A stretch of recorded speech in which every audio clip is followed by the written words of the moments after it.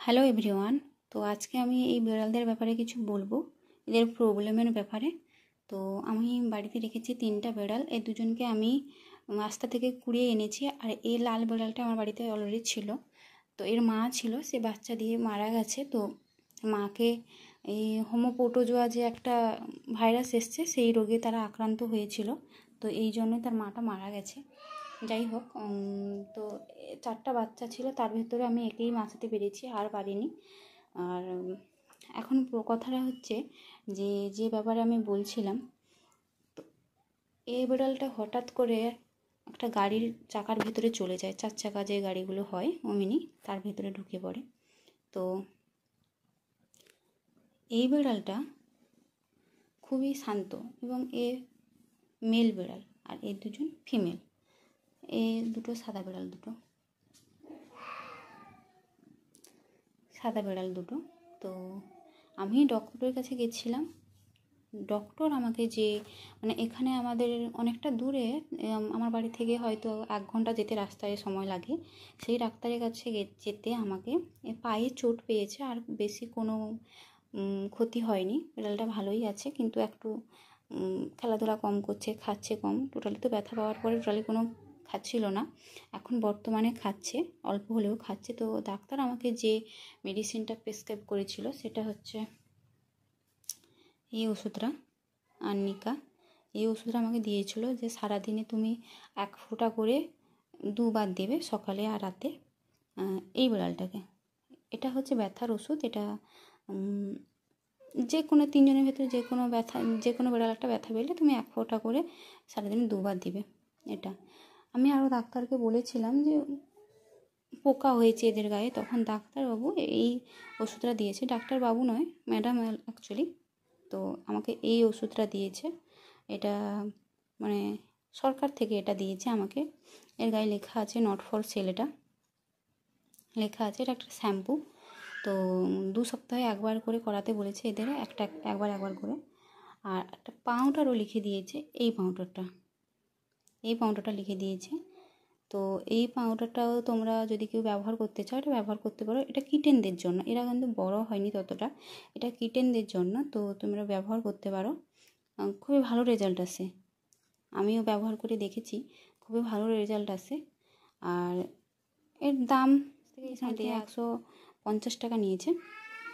এটা ভালো কুকুর বিড়ালদের জন্য, দিতে পারো। আরও একটা কথা আছে, কিটেনদের খুবই ক্রিমি হয়, যেটা ডিওয়ার্মিং বলা হয়। তো ওটার জন্য আমি এখানে এই ওষুধটা দিয়েছি।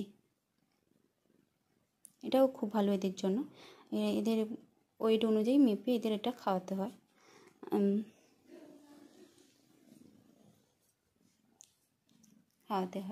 তারপর আর একটা হচ্ছে, এরা যখন ছোট ছিল, আমি আগে ভিডিও বানাইনি, তো এটা এখন ফার্স্ট টাইম আমি এদের উপরে লং ভিডিও বানাচ্ছি, বা এদের কোনো ইনফরমেশান আমি শেয়ার করছি।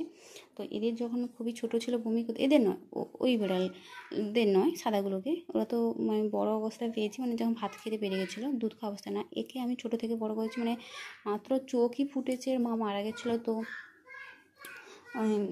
কী বলা যায়, খুবই কষ্টে আমি এদের বড় করেছি। এই জন্য একে আমি দুধ খাইয়ে বড় করেছি।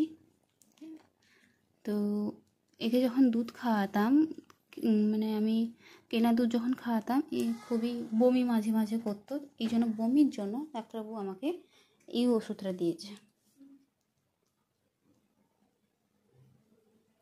আর যদি হজমের প্রবলেম হতো, পাতলা পায়খানা করতো, তখন আমি একে এই ওষুধটা খাওয়াতাম।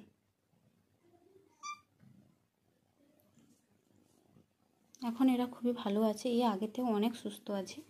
তো আমি যে বোতলটা এদের ফিট করিয়েছি, বোতলটা মা মারা যাওয়ার পরে এদের মুখ তো খুবই ছোট হয়, আমি তো ঠিক খাওয়াতে পারছিলাম না ড্রপারে, তাই আমি মিশো থেকে অর্ডার করে এনেছি। এটা লেখা ছিল, উঠে গেছে, যা হোক আমি খাইয়েছি। এখন এরা খায় না, বড় হয়ে গেছে। এই জন্য আমার পেপারে ভালো করে ধুয়ে রেখে দিয়েছি।